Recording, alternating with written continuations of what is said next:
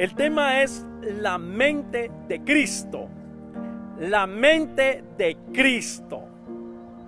Ahora, es tremendo porque se espera que usted y yo, se espera de la iglesia, se espera de todos aquellos que profesamos el glorioso evangelio, tengamos la misma disposición que Jesús tuvo, la mente de Cristo.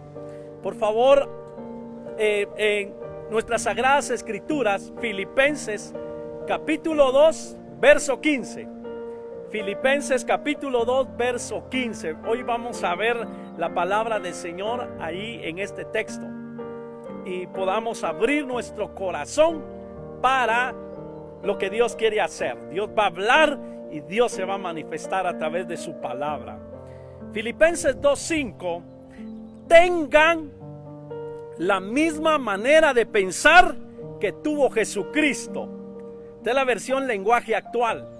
Tengan la misma manera de pensar que tuvo Jesucristo.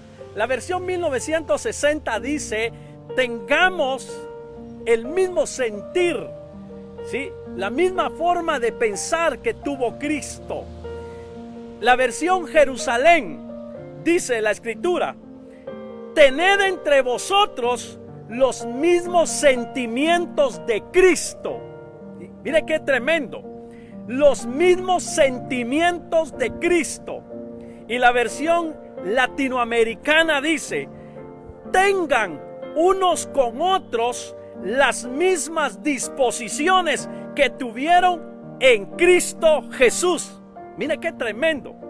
Tengan unos con otros las mismas disposiciones que estuvieron en Cristo Jesús.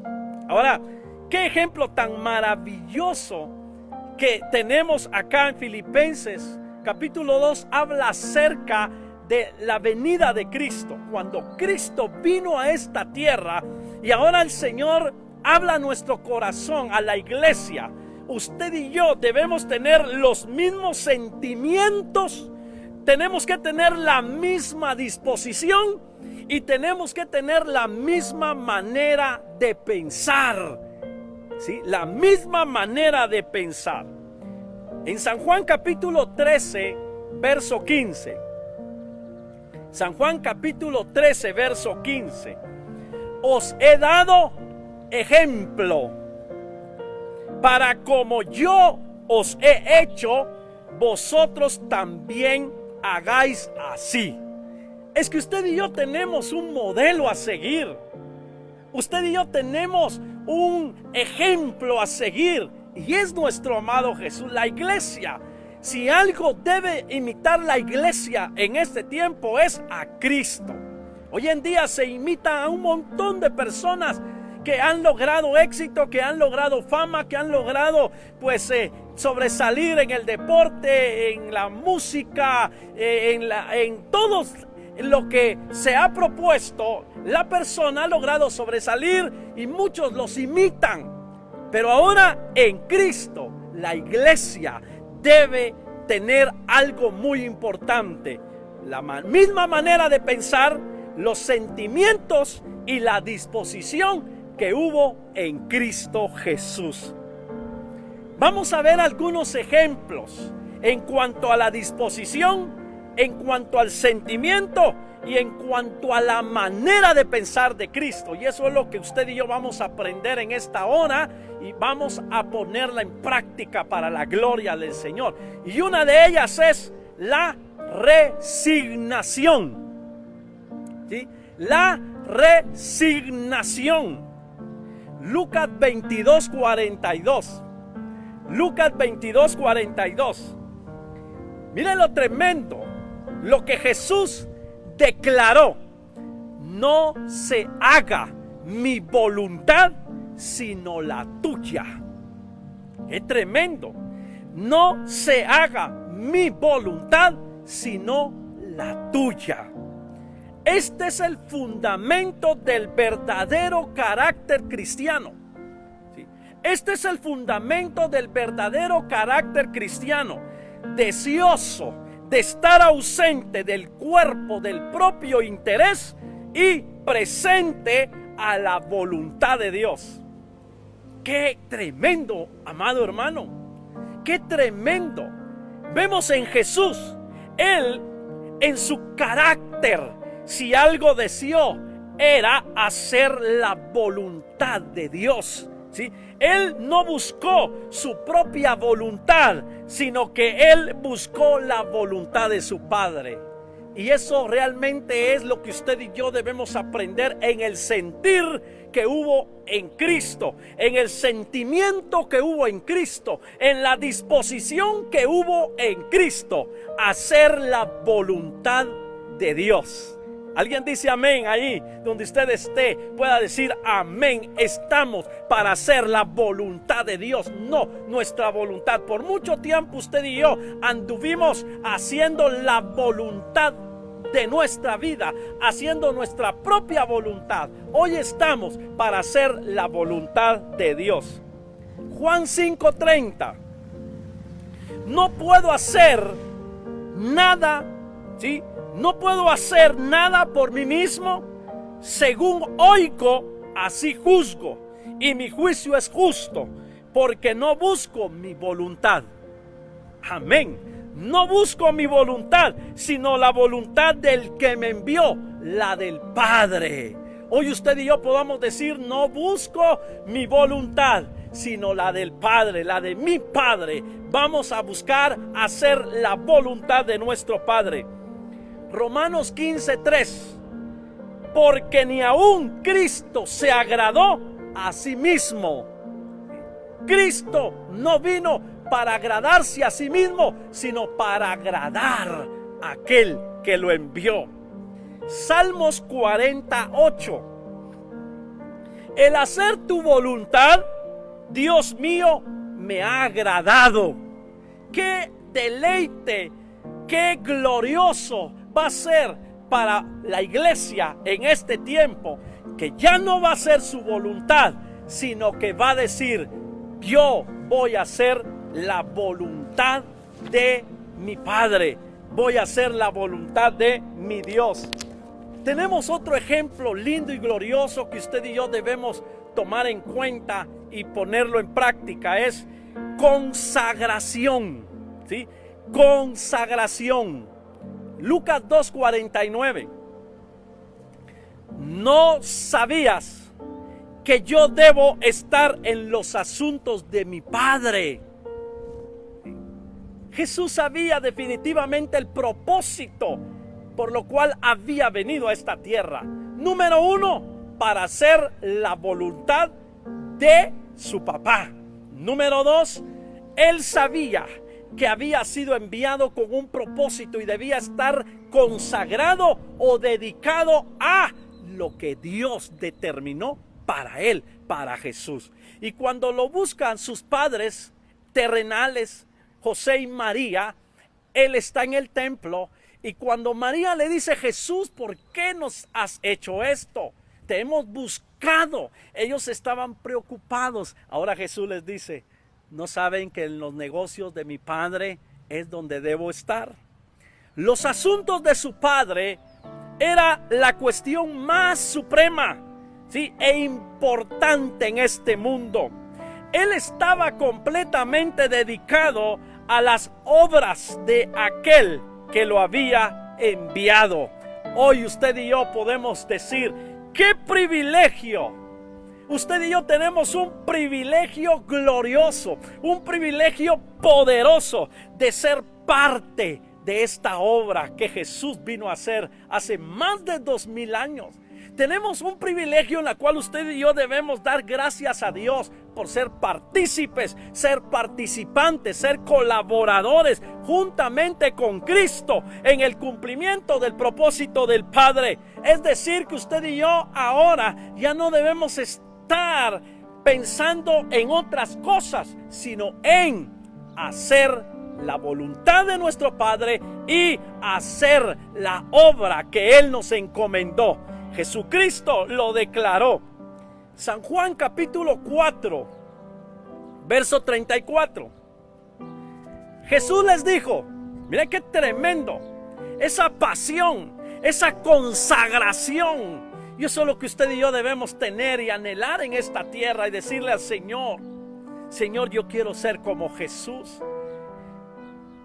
Jesús les dijo: mi comida es que haga la voluntad del que me envió y acabe su obra.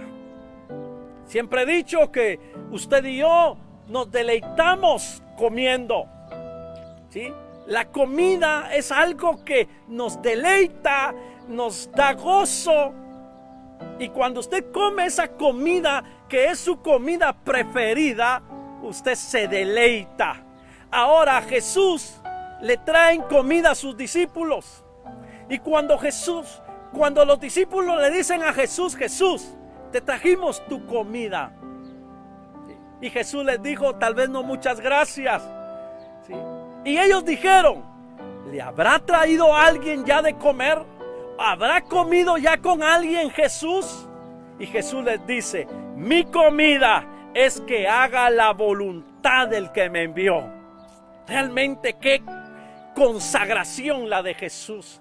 Por eso Él no vino a perder el tiempo a esta tierra. Él estuvo dedicado durante el tiempo, 3 años y medio que Él realizó la obra de su Padre. Él estuvo dedicado las 24 horas del día. Él no escatimaba esfuerzo alguno, porque Él se dedicó, se consagró, para lo cual fue llamado. Usted y yo tenemos un llamado de Dios.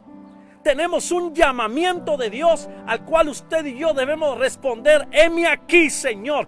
Pero debemos consagrarnos a este servicio. Debemos consagrarnos para ese llamado.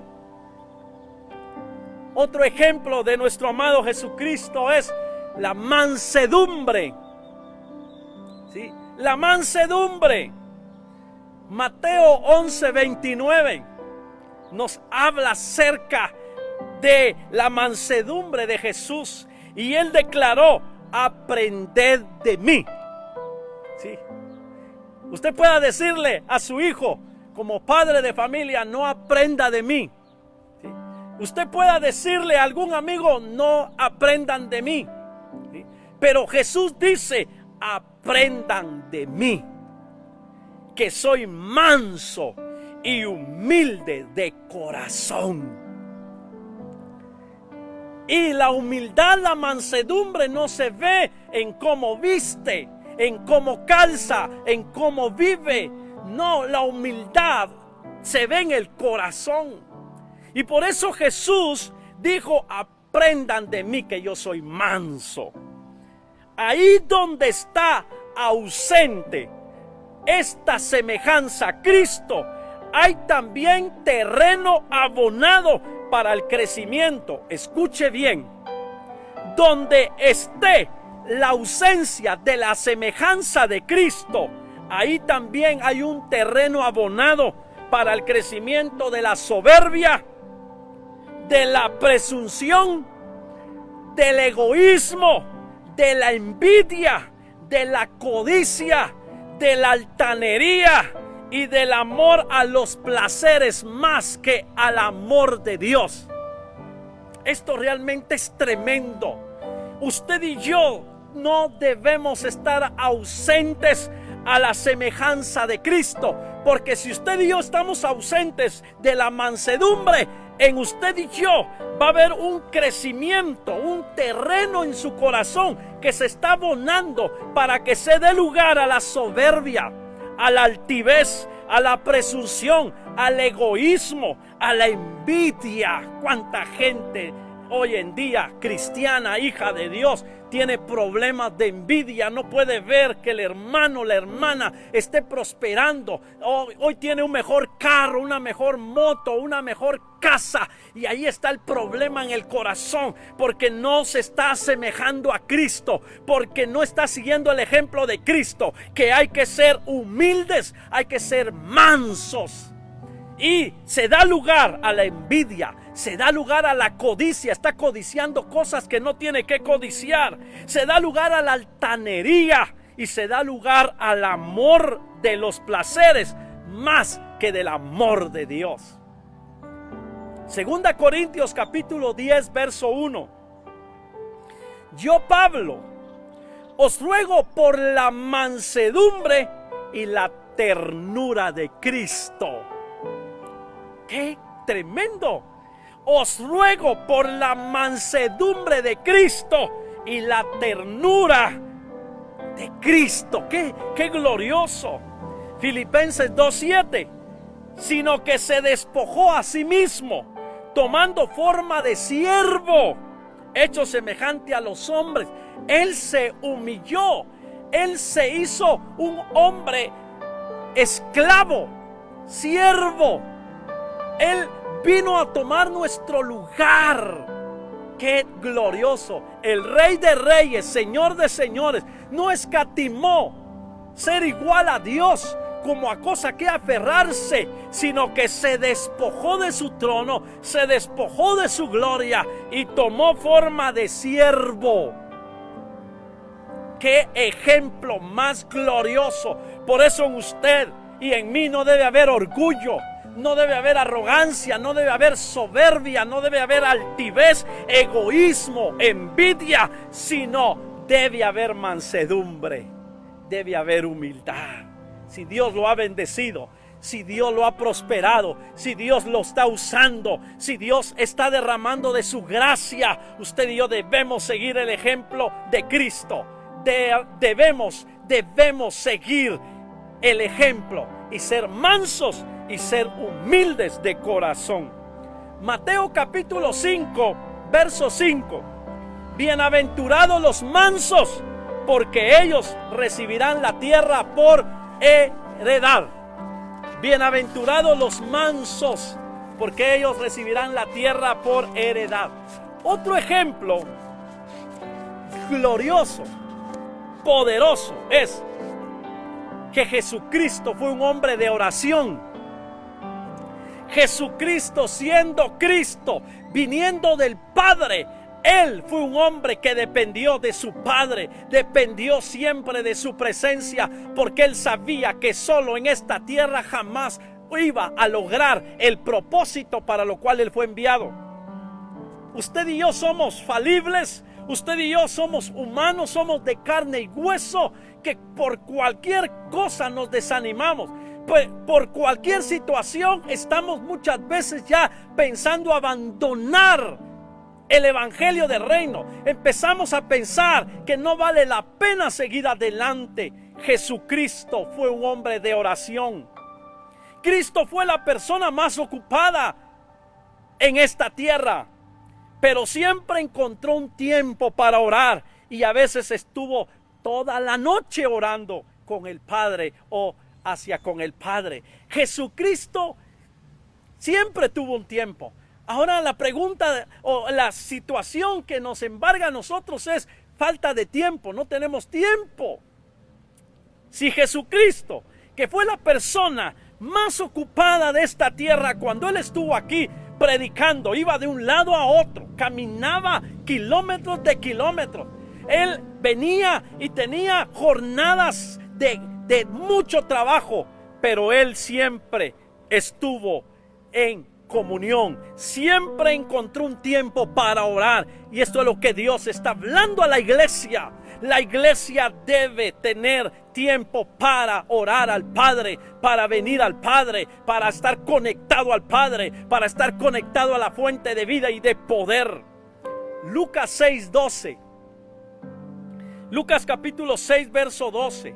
En aquellos días Él fue al monte a orar y pasó la noche orando a Dios. ¿Cuántos de nosotros hemos pasado toda una noche orando a Dios, adorando a Dios? Fue de manera enfática un hombre de oración. Fue un hombre de oración. Marcos 1:35. Levantándose de mañana, siendo aún muy oscuro, salió y se fue a un lugar desierto y allí oraba. ¡Qué ejemplo más glorioso! No sé si Los padres de familia están dando ejemplo de ser hombres, mujeres de oración. Sus hijos los ven buscar a Dios, orar a Dios, adorar a Dios. No sé si estamos nosotros también siguiendo este ejemplo que Jesucristo nos dejó en esta tierra. Lucas 5:16. Mas él se apartaba a lugares desiertos y oraba. La Biblia dice que debemos entrar a nuestro aposento y debemos cerrar la puerta y debemos poder tener este tiempo, un tiempo de calidad, un tiempo a solas con Él. Porque la Biblia dice: y tu Padre que ve en secreto te recompensará en público. Porque Dios conoce nuestros corazones. Dios conoce si usted y yo estamos buscando de verdad su presencia. Jesucristo sabía que Él tenía que hacer una gran obra. Tenía una responsabilidad en esta tierra. Él había aceptado el desafío de venir a esta tierra y establecer el reino de Dios. Y Él tenía un sinfín de cosas. Él tenía muchas actividades, pero siempre encontró un tiempo para orar. Lucas capítulo 9, versos 28 y 29. Aconteció como 8 días después de estas palabras que tomó a Pedro, a Juan y a Jacobo y subió al monte a orar. Y entre tanto que oraba, la apariencia de su rostro se hizo otra y su vestido blanco y resplandeciente. Es que definitivamente todo aquel que aprende a buscar la presencia de Dios, hasta en el rostro se le refleja la gloria de Dios. En el rostro se le refleja la paz, la presencia de Dios. Su rostro brilla. En vez de tener un rostro sombrío, en vez de tener un rostro triste, decaído, ¿sí?, devastado, desanimado. Cuando usted y yo estamos en la presencia del Señor, realmente vamos a reflejar la gloria de Dios. Cuando Moisés estuvo en el monte Sinaí y él baja del monte, él no se había dado cuenta que su rostro brillaba. Se tuvo que cubrir el rostro porque no le podían ver el rostro, porque brillaba. Y vemos que entre tanto que oraba, la apariencia de su rostro se hizo otra y su vestido blanco y resplandeciente. Nunca estuvo fuera de comunión con su Padre. Toda su vida fue una larga e ininterrumpida intercesión hacia el Padre. Un ejemplo glorioso en el cual usted y yo debemos tomar en cuenta. Un espíritu de oración. Yo creo que el Señor anhela que su iglesia despierte, se levante y pueda tomar este ejemplo y empezar a orar, a adorar, a buscar su rostro, a buscar su presencia, porque la Escritura declara la importancia de poder buscar su presencia. Otro ejemplo tremendo es la simpatía. Simpatía. Juan 11:35. Juan 11:35. Este es es el texto más corto de la Biblia. 2 palabras nada más. Jesús lloró. Juan 11:35. Jesús lloró. Lázaro era amigo de Jesús. Marta y María eran amigos de Jesús. Vivían en Betania. A Jesús le informan y le dicen: Jesús, Lázaro está enfermo. Lázaro, al que tú amas, está enfermo, está gravemente enfermo. Jesús tenía otros compromisos, no llegó a tiempo. Cuando Jesús llega a Betania, le dicen sus hermanas: has venido muy tarde, Jesús. Y empiezan a llorar ellas porque Lázaro había muerto. Ya llevaba 4 días de haber sido enterrado. Cuando Jesús va a la tumba de Lázaro, dice la Escritura que él lloró. La gracia de Dios El amor de Dios, la bondad de Dios, la misericordia de Dios se refleja en la simpatía. Es decir, que cuando Jesús ve el sufrimiento, ve que alguien llora, dice la Biblia que Él le va a enjugar toda lágrima. Dice la Biblia que Él está ahí para confortar, Él está ahí para sanar, Él está ahí para liberar. Por eso es tan importante que usted y yo podamos cada día depender de Él y saber que Él está ahí para nosotros. Él está ahí por nosotros y jamás va a desperdiciar una lágrima, un sufrimiento de su iglesia, de su pueblo. Él siempre va a mostrar su amor, va a mostrar su simpatía, va a mostrar su empatía en favor de su pueblo. Lucas 19:41. Cuando llegó cerca de la ciudad, al verla, lloró sobre ella. ¡Qué tremendo! Yo no sé si usted ha ido un día al mirador de San Lucas, y hay varios lugares donde hay miradores hermosos. Jesús llegó un día a un mirador, a un lugar donde pudo contemplar Jerusalén, y cuando llegó cerca de la ciudad, al verla, dice, lloró sobre ella.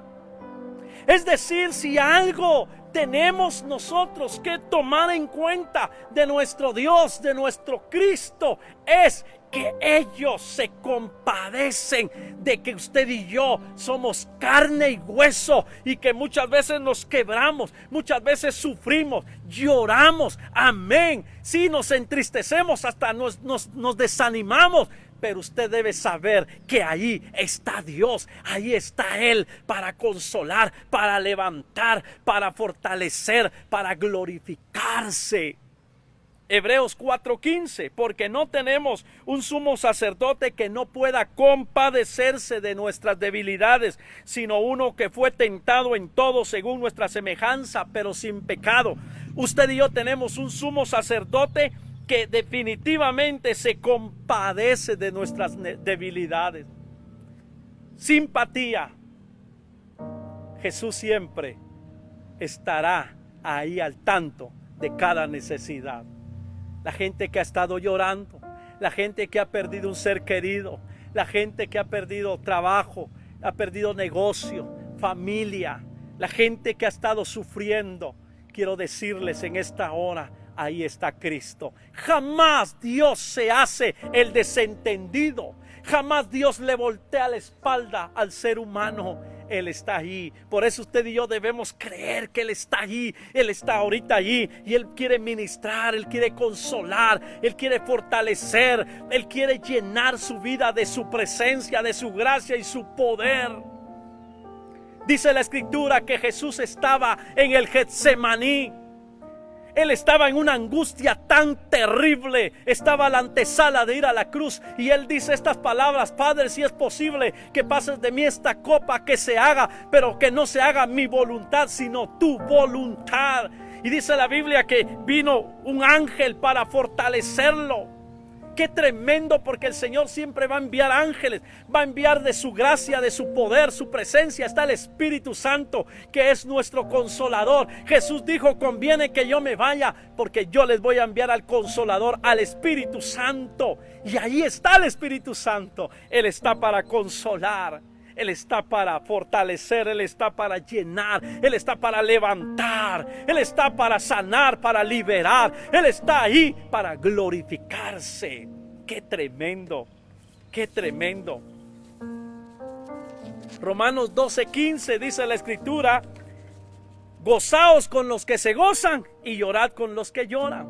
Es decir, usted y yo, la iglesia, debe mostrar también empatía, simpatía. Debemos mostrar para con el que se goza, amén, nos gozamos como Dios se goza, y con el que llora también llorar, poder consolar, poder alentar, poder animar, poder bendecir.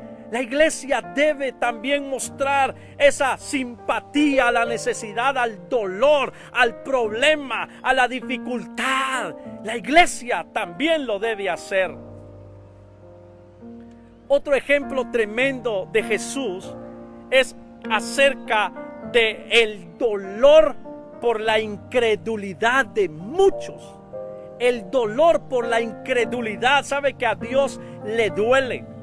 A Dios realmente, porque Él ama, porque en Él están todos los recursos habidos y por haber.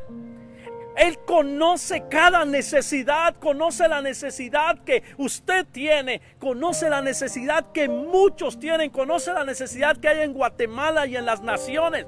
Pero muchas veces la incredulidad, el endurecimiento, la gente endurece su corazón a Dios. Espero que haya alguien en esta hora que está escuchando, viendo este mensaje. Si ha endurecido su corazón, usted debe venir a Cristo, debe abrir su corazón, porque Él conoce su necesidad y Él tiene la capacidad, Él tiene el poder para ayudarlo.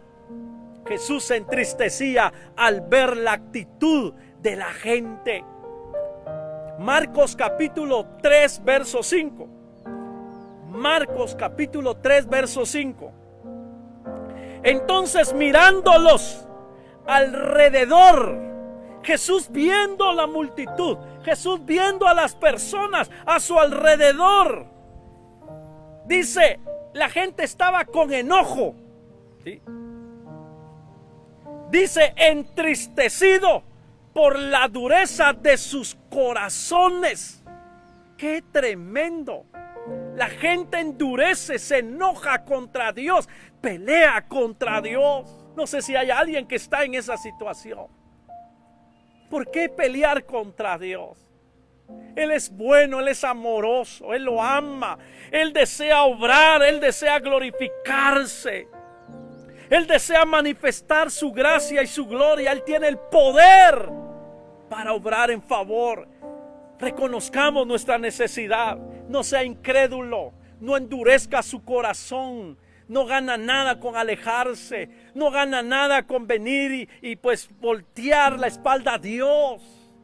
¿Sí? Y si usted ha estado con su corazón, o pueda que usted pues sea ateo, pueda que usted diga, yo no creo en Dios, ¿por qué tanto dolor, tanta muerte? ¿Por qué tanta enfermedad? ¿Por qué tanto niño que está en la calle siendo pobre? ¿Por qué tanto huérfano? ¿Por qué tanta miseria? Y hay gente que endurece su corazón a Dios. Pero yo quiero decirle, el Señor se entristece porque el Señor anhela manifestarse, anhela glorificarse. Él anhela traer vida, sanidad a las naciones.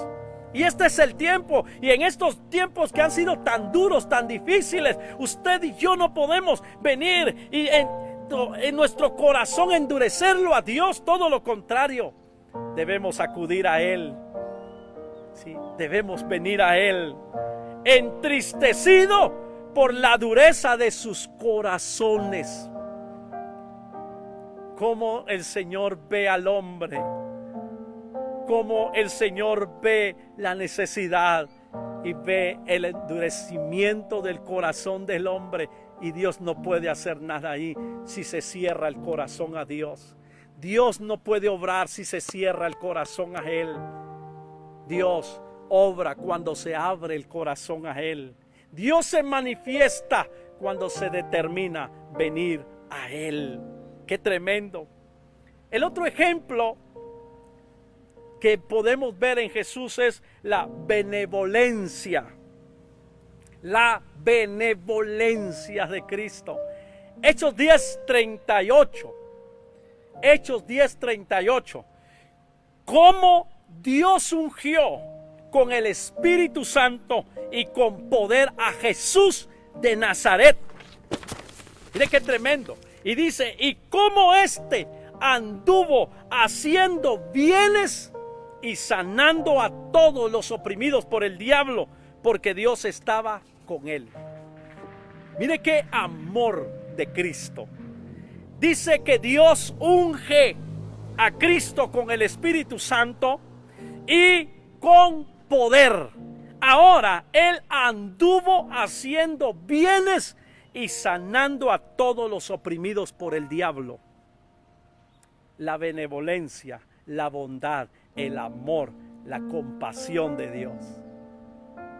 Hoy, usted y yo podemos ver al mismo Dios. Él es el mismo de ayer y hoy va a ser el mismo por todos los siglos. Él es un Dios bondadoso, benevolente. Así como Jesús vino, estuvo acá lleno del poder de Dios, y Él estuvo haciendo bienes y sanando a todos los oprimidos por el diablo. Hoy, en este día, en este siglo, Dios sigue sanando, Dios sigue liberando, Dios sigue restaurando, Dios sigue obrando milagros. Solo es que usted le permita a Él, solo es que usted le abra su corazón a Él, solo es que usted como hijo de Dios siga confiando en Él y abra su corazón a Él y le diga: sí, Señor, yo creo en un Dios bondadoso, en un Dios benevolente, en un Dios misericordioso. Que usted pueda abrir su corazón a Dios en este tiempo y decirle: Señor, yo recibo de tu bondad, yo recibo de tu misericordia. El gran propósito de la vida de Cristo fue mostrar bondad y ayudar. Ese fue el gran propósito del Padre de enviar a Jesús, y ese fue el gran propósito de Cristo de venir a esta tierra, mostrar su bondad y su ayuda. Y para llevar a cabo, estuvo constantemente, sí, pasando en busca de oportunidades para hacer el bien y para mostrar la bondad de Dios. Él, eso fue lo que vino a hacer a esta tierra. Y hoy la iglesia está en esta tierra para seguir con ese ministerio también. Dios sana, Dios liberta, Dios restaura, Dios da vida, Dios perdona, Dios hace cosas nuevas. Pero también la iglesia tiene una función en esta tierra, en este tiempo, y obrar también de la misma manera, ayudar al necesitado, ayudar al menesteroso, ayudar al que está enfermo, poder ministrar sanidad, poder ministrar liberación, poder ministrar restauración, poder ministrar vida. La iglesia tiene ese enorme privilegio. Por eso el apóstol Pedro le dice al cojo: no tengo oro ni plata, pero lo que tengo te doy. En el nombre de Jesús, recibe tu sanidad. Al ver las multitudes, tuvo compasión de ellas, porque eran como ovejas sin pastor, dice la Escritura. Jesús veía las multitudes y tenía compasión de ellas. Esto realmente es lo que hoy también Dios sigue haciendo. Ve la humanidad, ve a Guatemala, ve las naciones, ve la necesidad que hay, ve lo que está sucediendo a nivel mundial, ve lo que está sacudiendo las vidas de las personas en este tiempo. Y Dios desea obrar, Dios desea manifestarse, Dios desea glorificarse. Este es el tiempo para que puedan abrir su corazón la iglesia y todo aquel que no le ha recibido. Este es el tiempo para que pueda acudir a Jesús y pueda decirle: Señor, aquí estoy.